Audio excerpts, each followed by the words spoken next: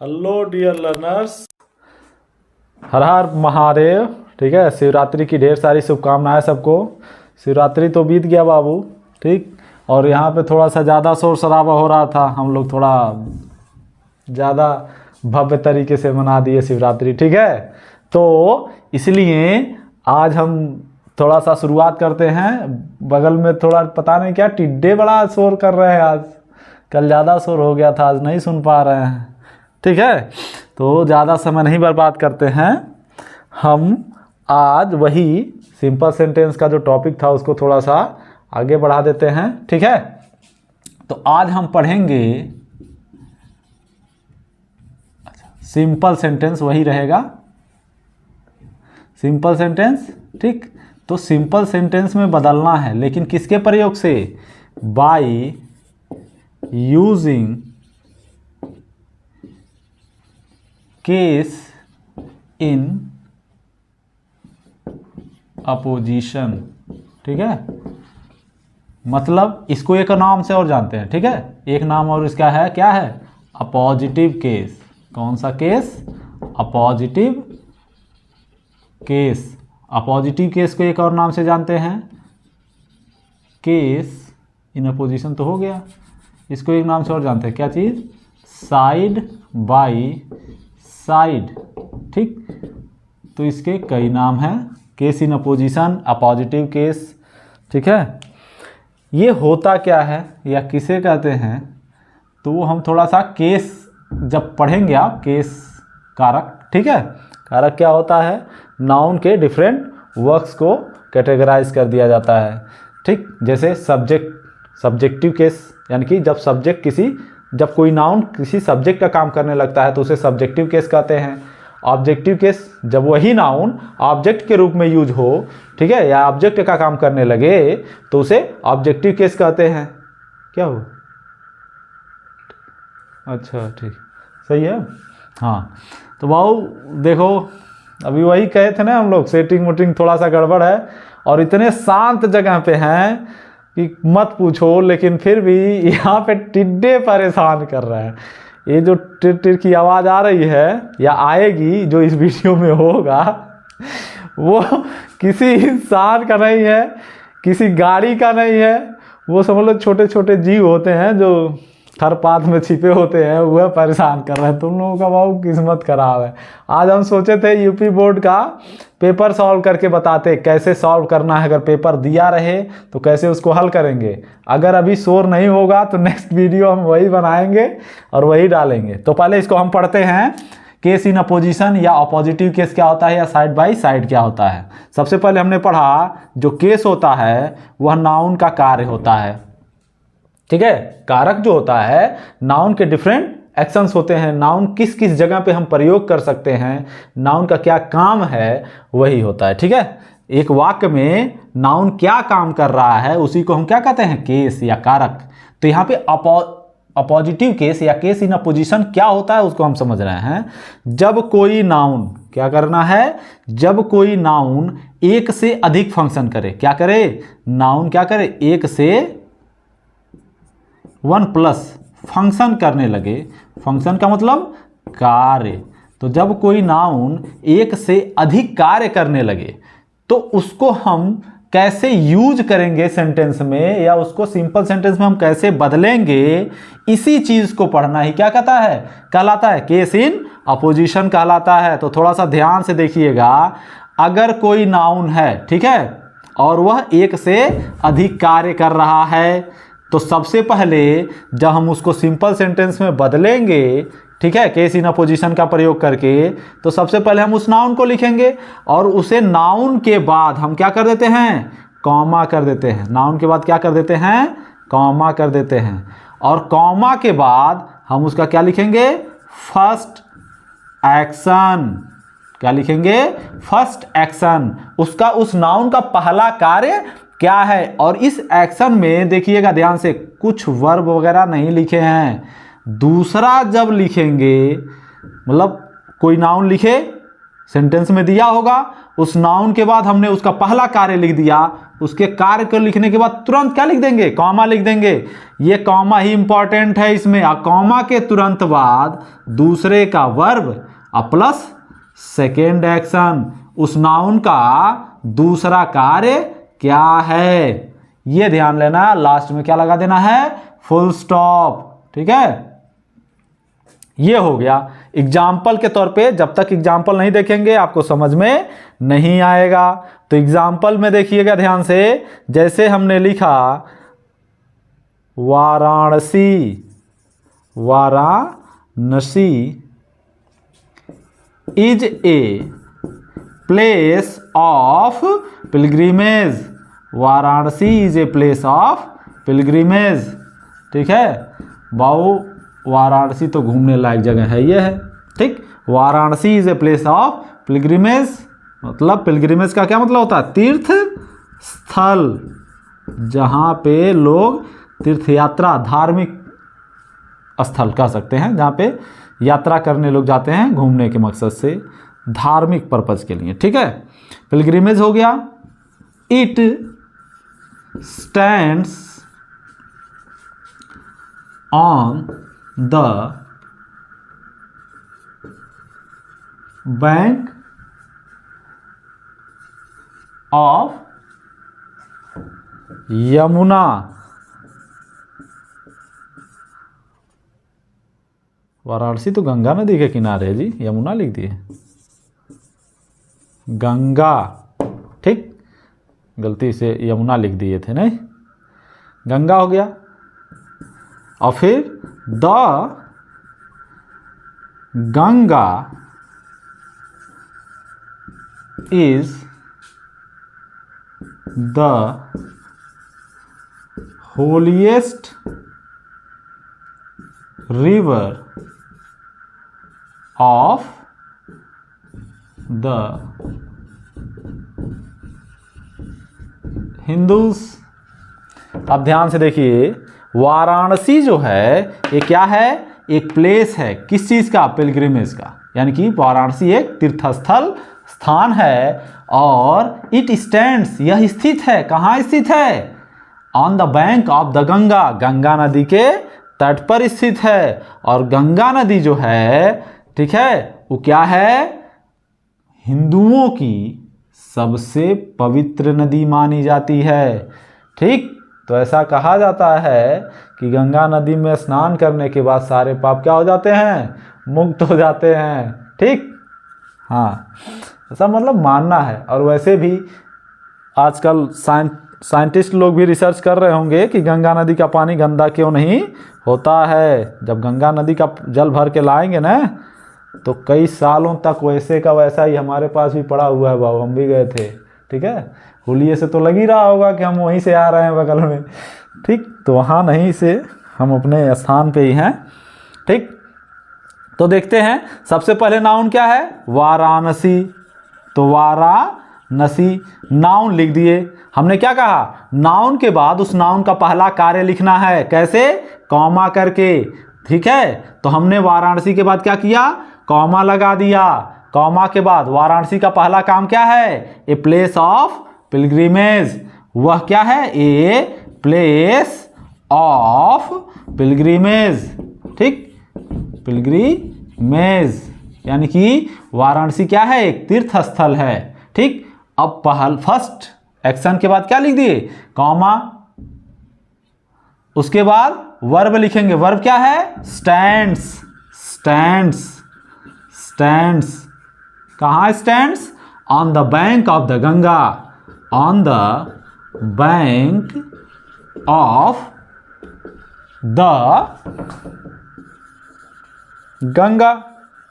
ठीक, अब अगर ध्यान से देखेंगे तो गंगा नदी का भी कार्य है। हमने क्या कहा, केस इन अपोजिशन उस नाउन का बनता है जो एक से अधिक कार्य करता है। केस इन अपोजिशन क्या होता है, उस नाउन का बनता है, नाउन का होता है जो क्या करता है, जो एक से क्या हो, अधिक फंक्शन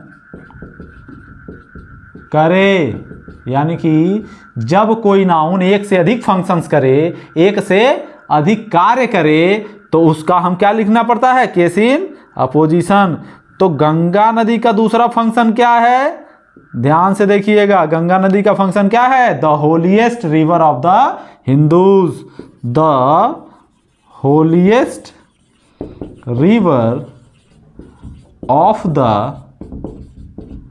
हिंदूज। ठीक, फुल स्टॉप। लास्ट में क्या लगा दिए? Full stop. सिंपल सेंटेंस का एक ही नियम होता है, और वो क्या होता है कि मेन वर्ब हमारा एक होना चाहिए। स्टैंड्स हमारा क्या हो गया? मेन वर्ब हो गया। और बाकी ये जो वाराणसी के बाद कॉमा करके लिखे हैं, ये क्या हो गया? Case in opposition. गंगा के बाद जो कॉमा करके लिखे हैं, ये क्या हो गया? Case in opposition. ठीक है, तो जब किसी नाउन के बगल में कॉमा करके उसका कार्य लिखा होता है, तो वो क्या होता है? वो केस इन अपोजिशन होता है। ठीक है, उसको हम क्या कहते हैं? साइड बाई साइड भी बोलते हैं, यानी कि उस नाउन के बगल में, साइड में उसका हम कार्य लिख दें। ठीक, तो एक और एग्जांपल देते हैं छोटा सा। पहले ही हम बड़ा एग्जांपल दे दिए, हमको लगा समझ में आ जाएगा, तो जिसको डाउट होगा वो इसमें देखेगा। ठीक है, महाराणा प्रताप, महाराणा प्रताप। महाराणा प्रताप के बारे में तो सभी जानते हैं।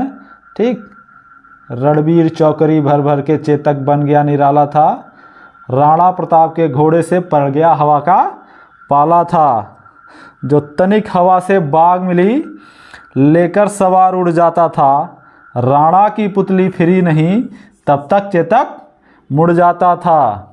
ठीक है, तो महाराणा प्रताप और चेतक की कहानी तो सबको याद है। Maharana Pratap was a brave warrior, full stop, he was the king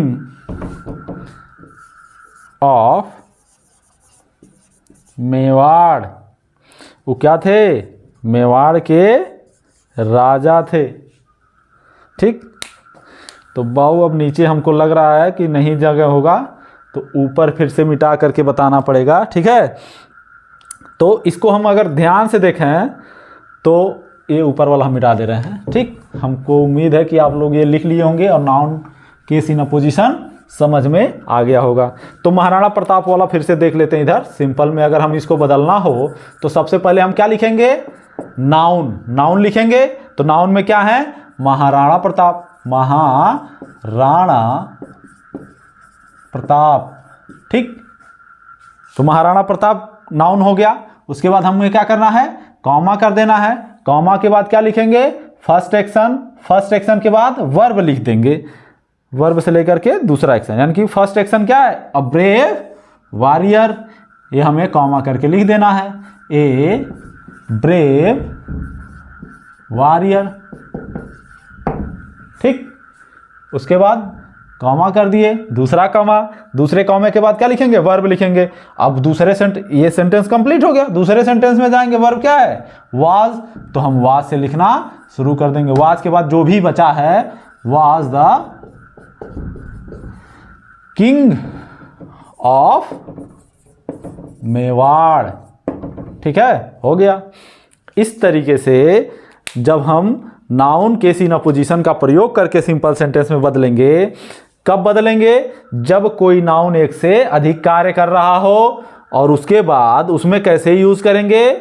उसको सिंपल में कैसे बदलेंगे हम? जब एक नाउन एक से अधिक कार्य करेगा तो पहले नाउन लिखेंगे, नाउन के बाद पहला एक्शन लिखेंगे, पहले एक्शन के बाद दूसरे सेंटेंस में जाएंगे और उसमें वर्ब से लेकर के पूरा लिख देंगे। अगर सब्जेक्ट है तो सब्जेक्ट के बाद वो एक्शन होगा। ठीक है, अगर वह चीज ऑब्जेक्ट में है, जैसे यहां गंगा भी है, तो गंगा के बारे में अगर बता रहा है, यानी कि जो बाद में कोई शब्द हो उसके बाद, ठीक, ऑब्जेक्ट का, ठीक है, तो ऑब्जेक्ट के बगल में लिख देंगे। सब्जेक्ट का कार्य होगा तो सब्जेक्ट के बगल में लिख देंगे। ठीक, एक एग्जांपल और इसको फिर से एक बार समझा दें। Varanasi is a place of pilgrimage, it stands on the bank of the Ganga, the Ganga is the holiest river of the Hindus. ठीक, तो सबसे पहले वाराणसी नाउन है, सभी जान रहे हैं, तो वाराणसी को हमने लिख दिया। कॉमा कर रहे हैं, शब्द नाउन लिखने के बाद कॉमा कर देंगे। उसका पहला गुण क्या है? वाराणसी जो है सबसे पहला गुण है उसका कि वो क्या है? एक तीर्थ स्थल है। तो वाराणसी क्या हो गया? एक तीर्थ स्थल हो गया, कॉमा लगा दिए। अब ये जो इट लगा है वो किसके लिए लगा है? नाउन के लिए। किस नाउन के लिए? वाराणसी के लिए। ठीक है, नॉन लिविंग के लिए ही लगता है इट का प्रयोग। तो वाराणसी जो है हमने सब्जेक्ट के रूप में लिखा ही है, वर्ब लिखा नहीं है। तो वर्ब क्या हो गया? स्टैंड्स। वर्ब दूसरा जो सेंटेंस होगा उसमें कहां से शुरू करेंगे? वर्ब से। वर्ब से लेकर के कहां तक? लास्ट तक। वर्ब से लेकर के लास्ट तक हमने लिख दिया कहां तक? द गंगा तक। गंगा के बाद गंगा का गुण क्या है? गंगा नदी जो है इसका गुण दूसरे वाक्य में लिखा है, तीसरे वाक्य में। ठीक है, the Ganga is the holiest river of the Hindus. अब ये दो गंगा जो लिखा है वो हम लिखे हुए हैं, तो गंगा फिर से लिखने की जरूरत नहीं है। वर्ब एक बार यूज हो चुका है तो दूसरी बार वर्ब यूज करने की जरूरत नहीं है। इसीलिए दूसरी बार भी हम क्या यूज करेंगे? केवल और केवल उसके कार्य को। तो गंगा नदी का दूसरा कार्य क्या है? ये जो है वह दूसरा फंक्शन गंगा नदी क्या करती है? ये हिंदुओं की सबसे पवित्र नदी मानी जाती है, the holiest river of the Hindus. ठीक, तो इस तरीके से अगर दो अलग अलग नाउन के अलग अलग फंक्शन लिखे हैं तो जिस नाउन का जो फंक्शन है उसके दाहिने साइड में यानी कि उसके आगे उस नाउन के बाद कॉमा करके लिख देते हैं, जैसे हमने इस वाक्य में लिखा। अगर नहीं समझ में आया हो तो इसको नोट डाउन कर लीजिएगा। फिर एक और एग्जाम्पल हम समझा दे रहे हैं, ठीक है, उसको थोड़ा सा गौर से देख लीजिएगा। ठीक, तो हम सबसे पहले क्या सीखे कि केस इन अपोजिशन को हम नाउन, केस इन अपोजिशन को हम क्या कहते हैं? साइड बाय साइड भी बोलते हैं और अपोजिटिव केस भी बोलते हैं। ठीक है, अब हम दूसरा एग्जाम्पल देखते हैं। ठीक, एक दो एग्जाम्पल और बता दें ताकि समझ में आ जाए। ठीक है, तो अगला एग्जाम्पल, तीसरा एग्जाम्पल हम लिखते हैं, बाबर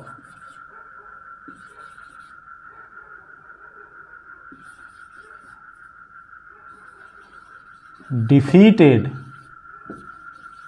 लोधी। ठीक, he was, सही है, दिख नहीं रहा है। बाबर डिफीटेड लोधी। ठीक, ही या बाबर लिख दें, बाबर वाज ए तुर्क, लोधी was the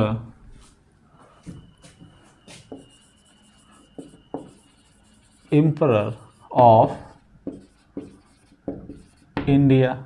तो अब अगर ध्यान से हम देखें तो इसमें दो अलग अलग नाउन हैं और दोनों के अलग अलग गुण लिखे हैं। जैसे हमने सबसे पहले किसका लिखा है? बाबर। तो बाबर के बाद हम कॉमा कर दिए। बाबर की एक क्वालिटी और क्या है, एक फंक्शन क्या है, वो क्या था? तुर्क का था। तो बाबर के बाद कॉमा करके हम क्या लिख देंगे? ए तुर्क। ठीक, फिर कॉमा कर देंगे और कॉमा के बाद क्या लिखते हैं? दूसरा एक्शन, दूसरा फंक्शन क्या है? डिफीटेड लोधी। ठीक है, तो डिफीटेड लोधी। अब हमने ऑब्जेक्ट लिख दिया। ऑब्जेक्ट के बाद अगर गौर से देखेंगे, ठीक है, ऑब्जेक्ट के बाद गौर से देखेंगे तो लोधी के बारे में भी कुछ बताया गया है कि लोधी का दूसरा फंक्शन, लोधी का फंक्शन क्या था? Lodhi the emperor of India.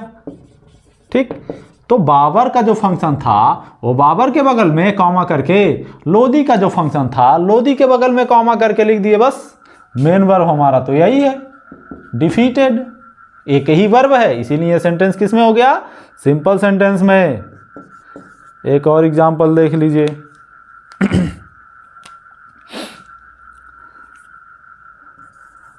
Mahatma Gandhi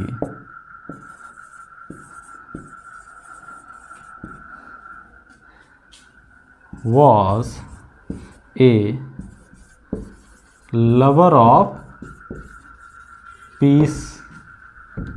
Mahatma Gandhi क्या थे? पीस लवर थे, ठीक, शांति के प्रेमी थे, शांति प्रिय थे। ही प्रीच्ड, वो किसका उपदेश देते थे?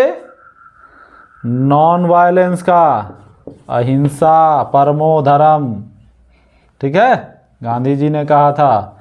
ही preached non violence. He had once been a lawyer, क्या थे? एक बार किसी जमाने में वकील भी थे, ठीक है। बाद में वो सारी चीज़ें छोड़ करके वो क्या करने लगे?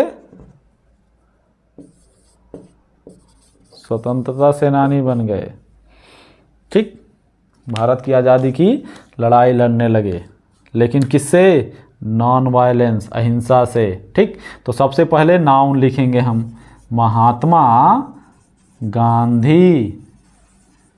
हमने नाउन लिखा, नाउन के बाद क्या करते हैं? कॉमा कर देते हैं। कॉमा के बाद हम गुण लिखेंगे। गुण क्या है? ए लवर ऑफ पीस। दूसरे में क्या करेंगे? वर्ब लिख देंगे, ठीक है। लेकिन अगर ध्यान से देखें तो इसमें 3 कार्य हो रहे हैं, यानी कि एक तो यही हो गया, फिर दूसरा क्या था? प्रीच्ड नॉन वायलेंस, ठीक है, और एक और है वंस बीन अ लॉयर, ठीक। तो अब यहाँ पे क्या करना है? वर्ब लिखें कि पहले गुण लिखें? अब ध्यान से देखेंगे तो हमें सबसे पहले क्या लिखे? नाउन लिख दिए, नाउन के बाद हमने गुण लिख दिया, ठीक। अब अगर वर्ब लिख देंगे तो दूसरा गुण दूसरे का होना चाहिए, ऑब्जेक्ट का, तो इसमें ऑब्जेक्ट का गुण नहीं है, ऑब्जेक्ट है ही नहीं। ये सारे के सारे गुण किसके हैं? महात्मा गांधी जी के हैं। तो सारे गुण एक साथ लिख दें और लास्ट में क्या लिख देना है? वर्ब। तो once been a lawyer, comma, अब वर्ब लिखेंगे। क्या करते थे वो? प्रीच्ड करते थे, उपदेश देते थे। प्रीच का मतलब क्या होता है? उपदेश देना। ये हमारा मेन वर्ब हो गया और उसके बाद लिख देंगे नॉन वायलेंस। तो जब किसी एक नाउन के 2 से अधिक गुण हो जाएं तो वर्ब कहाँ चला जाता है? लास्ट वाले में, ठीक। तो जब किसी नाउन के, कोई नाउन है, ठीक, तो अगर 2 गुण है, नाउन के कितने आ जाएं? 2 कार्य, 2 फंक्शन आ जाए, ठीक, 2 फंक्शन, ठीक, 2 फंक्शन। तो उसको कैसे लिखेंगे? पहले नाउन लिखेंगे, नाउन के बाद फर्स्ट फंक्शन, नाउन के बाद क्या लिख दें? फर्स्ट फंक्शन, या कार्य हिंदी में बोल सकते हैं, ठीक है। उसके बाद वर्ब प्लस पूरा वाक्य, ठीक। अगर वही नाउन के क्या जाए? 2 से अधिक, यानी कि अगर 2 फंक्शन है तो पहले पहला कार्य लिखेंगे, फिर वर्ब से पूरा लिख देंगे, खत्म हो जाएगा। लेकिन 2 से अधिक फंक्शन आ जाए तब क्या करेंगे? पहले नाउन लिखेंगे, फिर फर्स्ट, फिर सेकेंड, ठीक है, और लास्ट में वर्ब प्लस पूरा वाक्य, ठीक। क्या करेंगे? पहले फर्स्ट का लिखेंगे, फिर दूसरा फंक्शन लिखेंगे। फर्स्ट फंक्शन, फिर सेकेंड फंक्शन,